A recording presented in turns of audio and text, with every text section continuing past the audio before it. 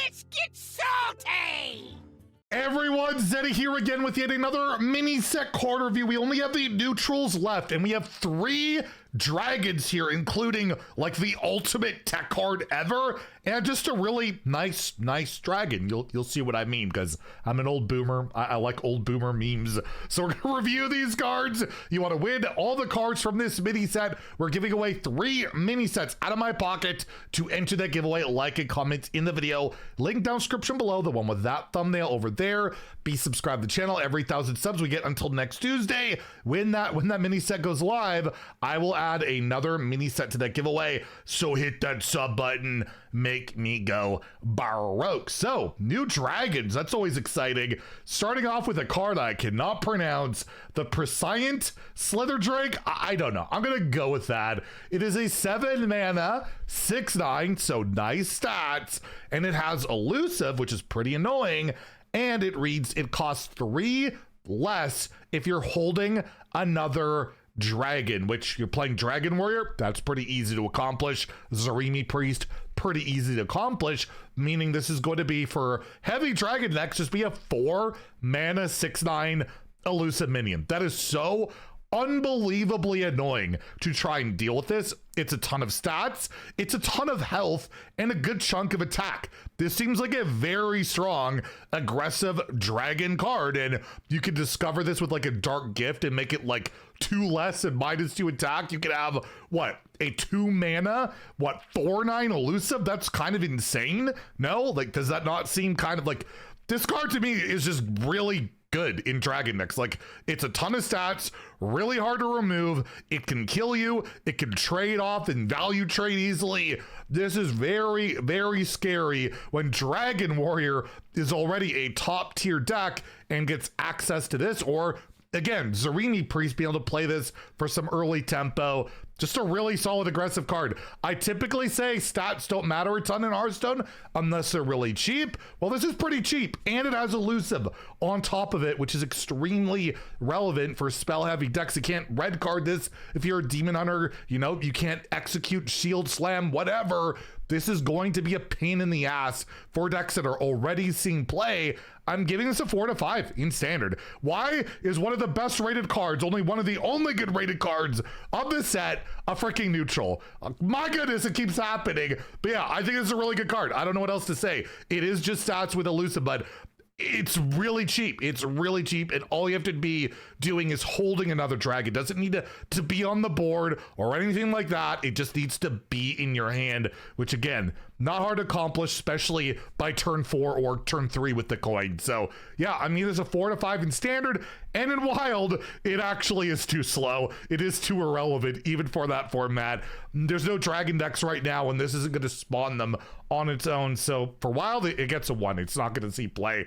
But yeah, ridiculous in standard, I think, and in the arena. If you draft just a decent amount of dragons, I want this. Like, it's just a really good card, and honestly, I'm not looking forward to facing it whatsoever. Next, we have the one epic of the set, and it is the ultimate tech card. It is the Crumblecrusher, an 8 mana 8/6 dragon with battle cry, destroy a random enemy minion, location, and weapon. So you get to nuke 3 things with 1 card, as long as there's a location on the board, as long as your opponent has a weapon equipped, and as long as they have a minion on the board.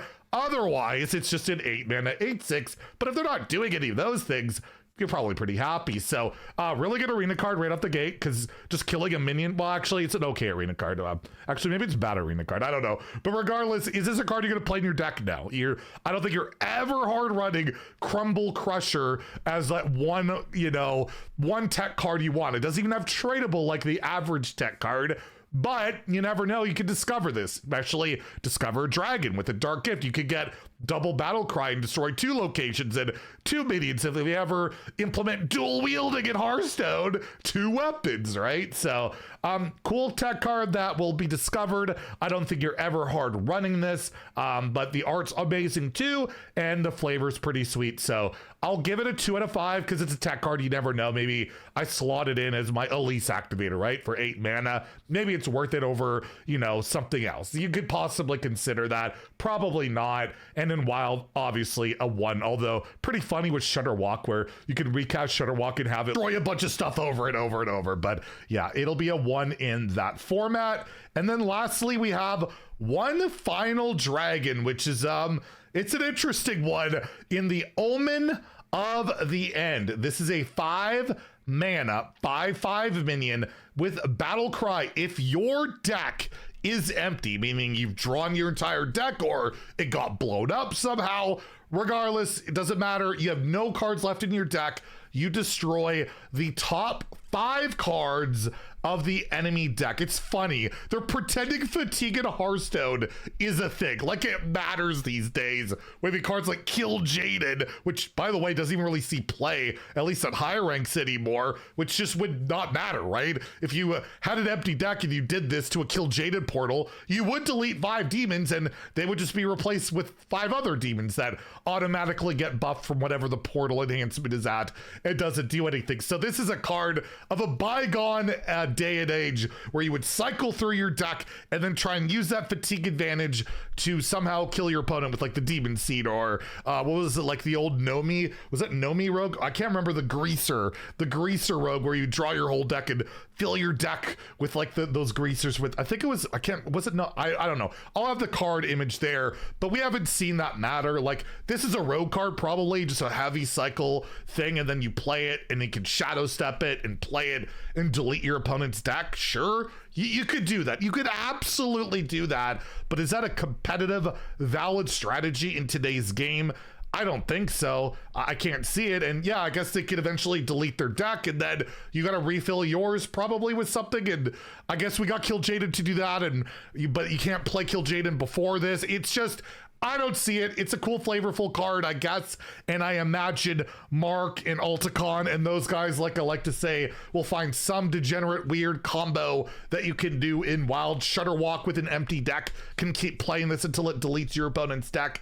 There's those options, but overall, it's not a competitive card in my opinion. A horrible draft pick in Arena. You never want to take it, and as a result, it's a 1 out of 5 in Standard, a 1 out of 5 in Wild, but I do imagine there'll be people complaining about this card at like lower ranks where they're actually fatigue might matter, and then they get deleted by this, and it's really frustrating. That's Ticketus style of thing, right? That's pretty annoying, but I just don't see it being a competitive card. Purely meme, purely I hate my opponent. I want to make their life miserable, even if it means I have a 20 to 30% win rate playing an Omen of the End deck, which to me, yeah, just basically a rogue card in disguise with the way you kind of want to take advantage of, right? Like Rogue with Shadow Step can do some stuff with this, and they have all the card draws. So yeah, that's it for now. I believe we have the final legendary left. I thought about waiting and putting it to, you know, with this card pack, but it's a card worthy of its own video. I really believe that.